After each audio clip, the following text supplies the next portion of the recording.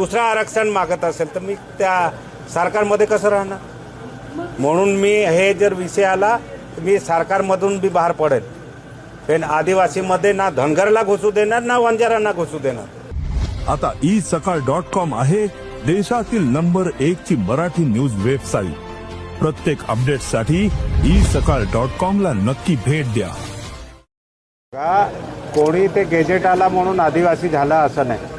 आदिवासी बनण्यासाठी आदिवासीच्या पोटात जन्म घ्यावा लागतो, तेव्हा तो खरा आदिवासी असतो. जरी त्याने तिथला गजेट लावून मागणी करत असेल, मी एक सरकारमध्ये आहे, आम्ही ते होऊ देणार नाही. त्याने कितीही केला, किती आंदोलन होऊ द्या, आम्ही आदिवासीमधून एक ना धनगरांना ना ते बंजारा समाजाला आम्ही आरक्षण देऊ देणार.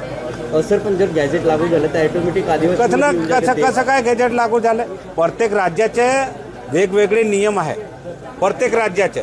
मी तुम्हाला सांगतो, एक उदाहरण देतो. आपल्या पंचायत समितीमध्ये, आमच्या अक्कलकुवा पंचायत समितीमध्ये एक ओबीसी समाजाची लेडीज निवडून आली होती शिवसेनामध्ये, आणि तेच ओबीसी समाज तिकडे आदिवासीमध्ये मोजता म्हणून तिला इकडे उडवून दिलं होतं. तिला कसं काय तिकडे, इथे ओबीसी तिकडे आदिवासी, पण इथे उडवून दिले का तू आदिवासी आहे म्हणून. मग इकडे आम्ही लागू करू देणार का?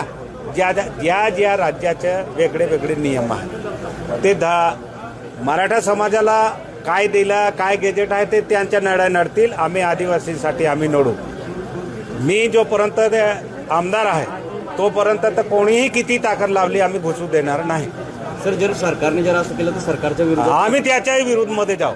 आम्ही सरकारमध्ये, आम्ही शेवटी मी एक आदिवासी आहे, मला आदिवासींचं आरक्षण आहे. मी काय इकडे तिकडून आलेला आदिवासी नाही, मी भूमिपुत्र आहे. भूमिपुत्र या आदिवासी इथे राहणार आहे. मी आदिवासीमध्ये जन्म घेतला आहे, माझा आरक्षण आहे म्हणून मी एक आदिवासी आमदार आहे. म्हणून माझी जर जात दुसरा घेत असेल, दुसरा आरक्षण मागत असेल तर मी त्या सरकारमध्ये कसं राहणार? म्हणून मी हे जर विषय आला तर मी सरकारमधून बी बाहेर पडेल. पण आदिवासीमध्ये ना धनगरला घुसू देणार ना वंजारांना घुसू देणार. महाराष्ट्रातील सर्व बातम्यांचे विश्वासार्ह व्यासपीठ, सकाळच्या सर्व सोशल मीडिया प्लॅटफॉर्मला लाईक, फॉलो आणि सबस्क्राईब करा. तसंच सर्व नोटिफिकेशनसाठी बेल आयकॉन प्रेस करायला विसरू नका.